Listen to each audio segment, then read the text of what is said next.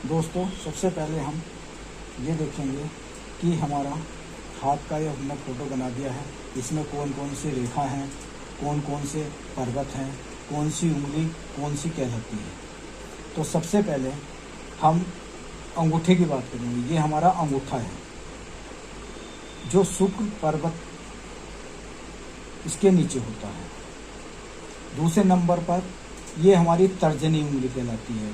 इसको हम गुरु की उंगली भी बोलते हैं, यानी कि बृहस्पति उंगली भी बोलते हैं। तीसरे नंबर पर आती है मध्यमा उंगली, इसको हम शनि की उंगली बोलते हैं। चौथे नंबर पर आती है अनामिका उंगली, इसको हम सूर्य की उंगली बोलते हैं। सूर्य की उंगली क्यों बोलते हैं? क्योंकि इसके नीचे सूर्य पर्वत होता है।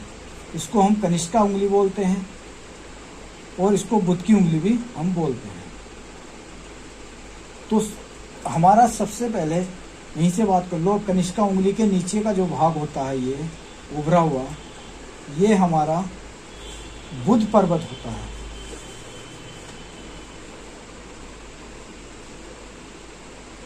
बुध पर्वत कहलाता है। बुध पर्वत क्या होता है? बुध पर्वत से हमें बुद्धि, ज्ञान ये मिलता है। अगर जिस व्यक्ति का बुध पर्वत दबा हुआ है, इस पर जाल है, तो वो बुद्धि तो होगी, लेकिन उतनी बुद्धि तेज तरार नहीं होगा। दिमाग उसका हल्का होगा, बहुत मंद बुद्धि से कह देते हैं। किसी अच्छी चीज़ में उसका ध्यान नहीं लगेगा, अच्छी चीज़ में उसका वो नहीं ध्यान नहीं रहेगा। तो ये होता हमारा बुध पर्वत। दूसरा आता है हमारा ये, इसको बोलते हैं हम अनामिका उंगली। इसके नीचे होता है सूर्य पर्वत। ये सूर्य पर्वत होता है। सूर्य पिता का कारक होता है। ये हमें मान, सम्मान, इज्जत, धन, दौलत, ऐश सब कुछ, सूर्य पर्वत अगर अच्छा है तो सब कुछ मिलेगा। नंबर 3 ये होता है हमारा शनि उंगली के नीचे, ये शनि पर्वत होता है। शनि पर्वत हमारा न्याय करने वाले हैं। शनिदेव ये न्याय के देवता होते हैं। तो शनि पर्वत अगर हमारा सही है तो हमें कोई दिक्कत, कोई समस्या, हमारे काम में कोई रुकावट कुछ नहीं आएगी। और ये होता है हमारा बृहस्पति पर्वत, जिसे हम गुरु पर्वत भी बोलते हैं और बृहस्पति पर्वत बोलते हैं। बृहस्पति पर्वत ये भी ज्ञान, बृहस्पति देव, गुरुदेव, ज्ञान, शिक्षा, ये सब कुछ बृहस्पति पर्वत से मिलता है। अब आता है हमारा अंदरूनी मंगल। ये क्षेत्र जो होता है हमारा, ये अंदरूनी मंगल का होता है। मंगल का ये क्या होता है? ये हमें क्रोध, जोश, ताकत, ये सब हमें मंगल ग्रह से मिलती है। ये होता है हमारा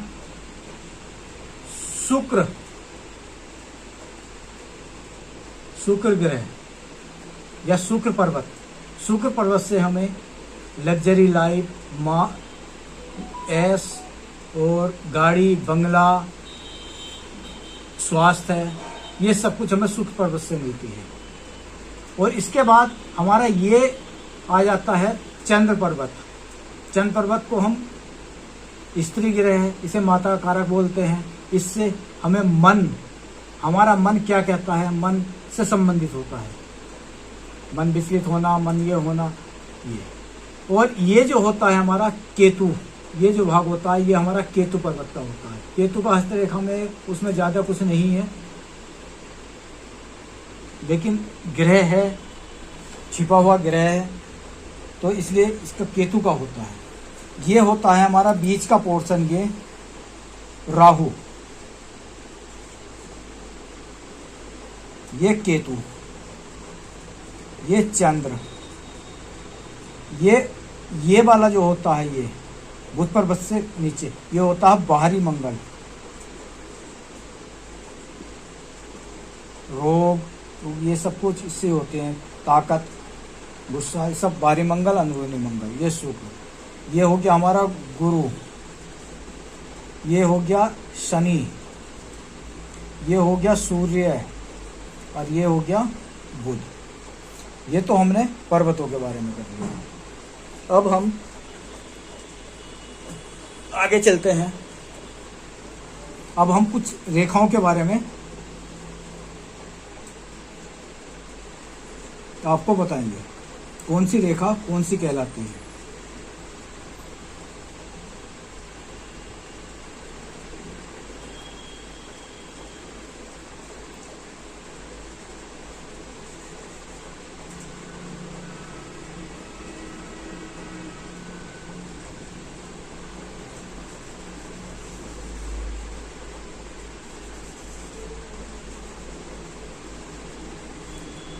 आमतौर पर सभी के हाथों में 4 लाइनें अधिकतर पाई जाती हैं। तो सबसे पहले ये लाइन होती है हमारी जीवन रेखा। इसको बोलते हैं हम जीवन रेखा,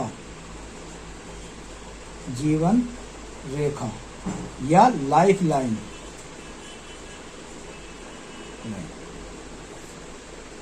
ये हमारी शुक्र पर्वत को घेर के चलती है।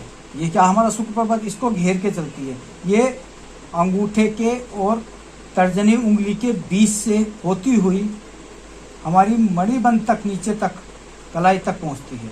जितनी बड़ी अच्छी स्वस्थ ये रेखा होगी उतनी आयु अच्छी होगी और स्वस्थ जीवन व्यतीत करेंगे।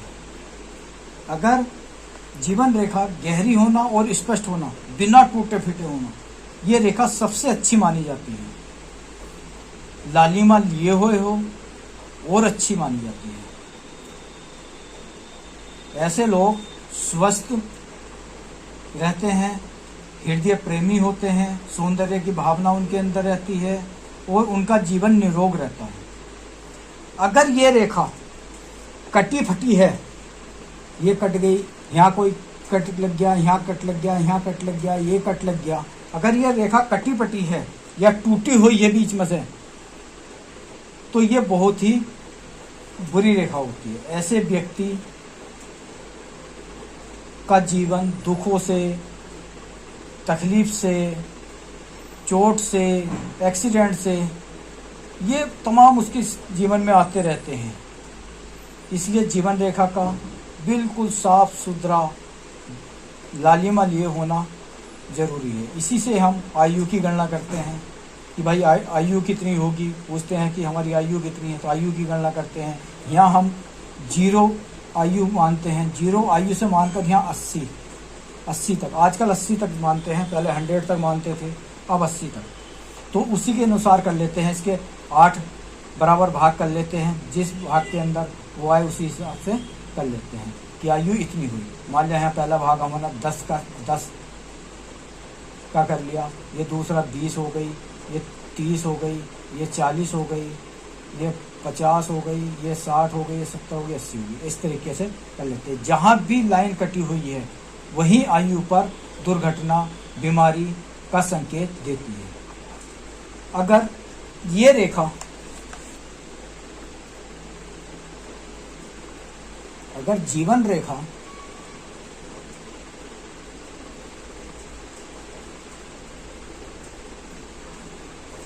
छोटी है, मान लिया किसी के हाथ में जीवन रेखा ये यहाँ तक है, तो इसका मतलब ये नहीं कि उसकी जीवन यहीं तक है, इसी एज तक है।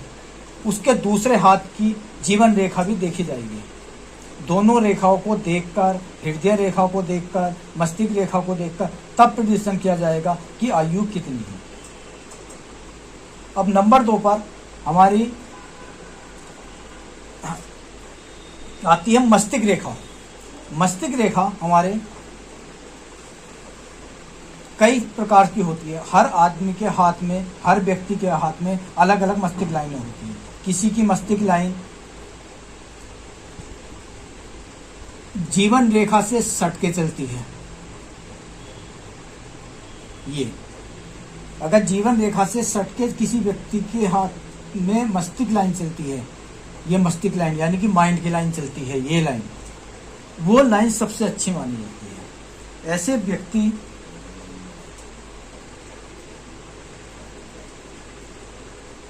पराक्रमी, सतर्क, योजना से कार्य करने वाले होते हैं। इनका माइंड बहुत तेज होता है और ये योजनाबद्ध काम करते हैं, कभी धोखा नहीं खाते हैं ऐसे आदमी। अगर ये लाइन, मस्तिष्क लाइन,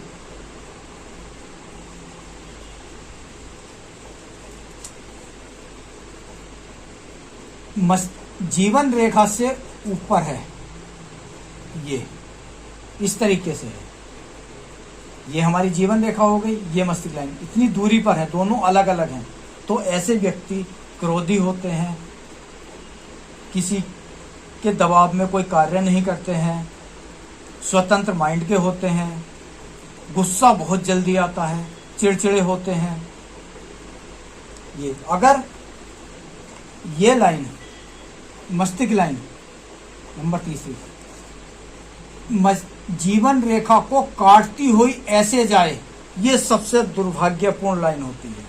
जिसके हाथ में ये लाइन है उसके जीवन में बहुत ही कष्ट आते हैं, दुर्भाग्यपूर्ण होती है, और ऐसे व्यक्ति की निसंदेह हत्या के भी चांस होते हैं। ऐसे व्यक्तियों की अक्सर हत्या की जाती है। अब बात करते हैं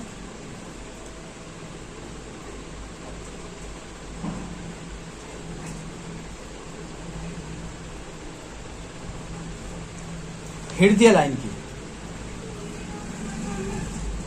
हृदय लाइन हमारी बुध पर्वत के नीचे से निकलकर बृहस्पति पर्वत तक पहुंचती है, फिर ऊपर तक पहुंचती है। ये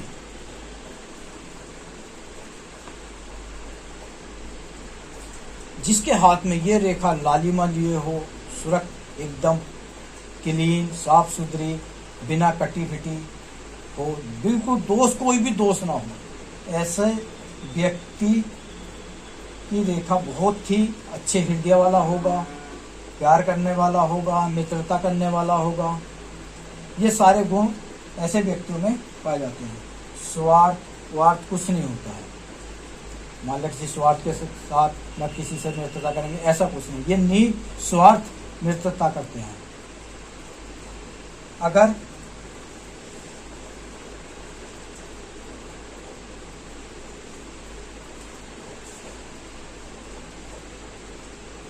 अगर यही लाइन बुध पर्वत से निकलकर,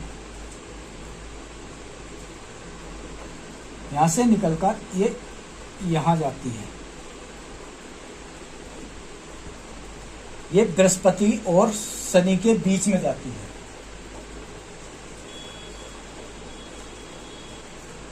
तो ये लाइन भी सर्वश्रेष्ठ मानी जाती है। ऐसे लोग दूसरों की भलाई बहुत करते हैं, दूसरों का दुख नहीं देख सकते, गरीबों के लिए अपने पास पैसा हो या ना हो, गरीबों को पैसा दे देंगे, बहुत दयालु होते हैं ऐसे लोग।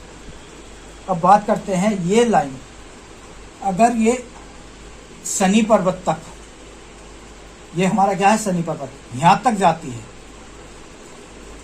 तो ऐसे लोगों का हृदय बहुत कठोर होता है, कठोर दिल के होते हैं, जल्दी से किसी की बातों में नहीं आते हैं।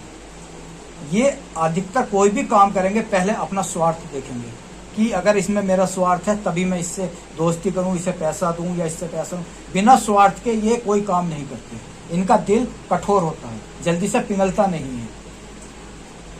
अगर कोई रास्ते में एक्सीडेंट हो रहा है, ऐसा आदमी जा रहा है, तो उसे देख कर निकल जाएगा, उसकी हेल्प तक नहीं करेंगे ऐसे लोग। अब बात करते हैं,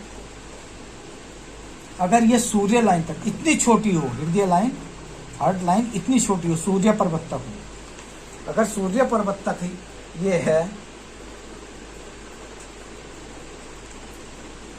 तो समाप्त होती है। ऐसे व्यक्ति बहुत कुष्ठग्रस्त होते हैं, कुष्ठग्रस्त। इनका हृदय कमजोर तो होता ही है, छोटी छोटी बातों पर गुस्सा आ जाना, चिड़चिड़े होना, किसी की मदद भी नहीं करते हैं ऐसे लोग। और हृदय रोग तो इनको 100% होता है, और इनकी मृत्यु भी हार्ट अटैक से ही होती है। अब हमारी हृदय रेखा भी होगी कुछ जानकारी। अब बात करते हैं हम लाइफ लाइन की। लाइफ लाइन हमारी अधिकतर हाथों में यहाँ से निकलती हुई शनि पर्वत तक पहुंचती है। इसको बोलते हैं हम लाइफ लाइन।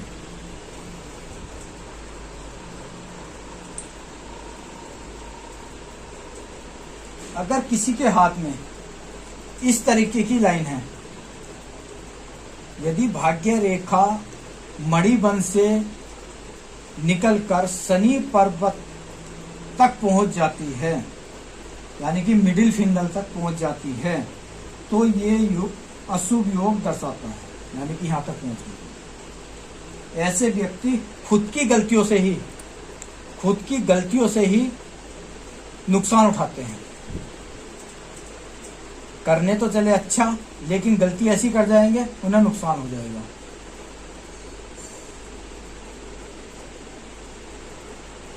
अगर ये लाइन मस्तिष्क लाइन तक जाती है, यहां तक जाती है, अगर ये भाग्य लाइन मस्तिष्क लाइन पर जाकर खत्म हो जाती है, तो ऐसे व्यक्ति भी खुद की गलती से असफलता प्राप्त करते हैं।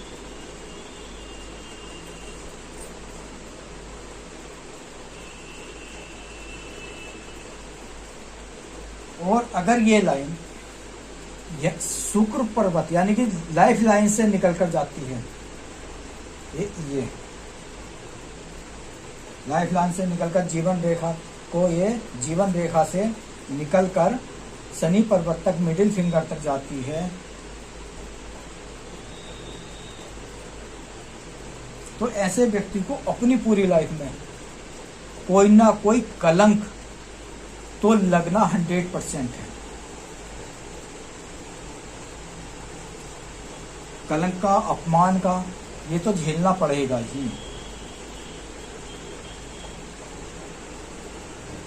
अगर ये लाइन हमारी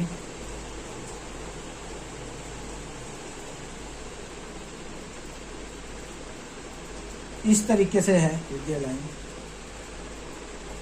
भाग्य लाइन ये इस पर कट लगे हुए हैं, ये तो ऐसे व्यक्ति के जीवन में असफलता बहुत मिलती है, बहुत नुकसान उठाना पड़ता है। कोई भी काम करें उसमें नुकसान ही नुकसान होना है। नौकरी करने जाएंगे तो नौकरी छूटती रहेगी, नौकरी भी नहीं सेटल हो पाएगी। ऐसे लोगों के हाथ में अगर ये लाइन है तो ये हो नुकसान उठाना पड़ता है।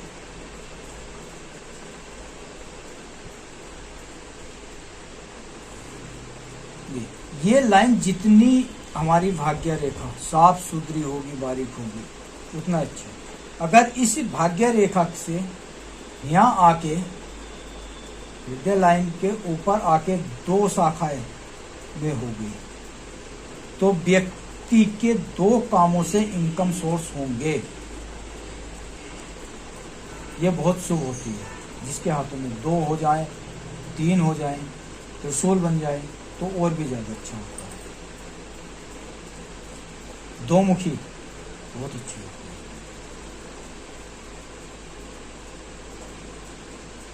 अगर किसी को मेरे कोई भी परेशानी हो, कोई भी दिक्कत हो, वो मुझसे मेरे व्हाट्सएप नंबर पर कॉल करके मुझसे प्रेडिक्शन ले सकता है। पहले अपॉइंटमेंट लेना, उसके बाद ही प्रेडिक्शन मिलेगा। Thank you.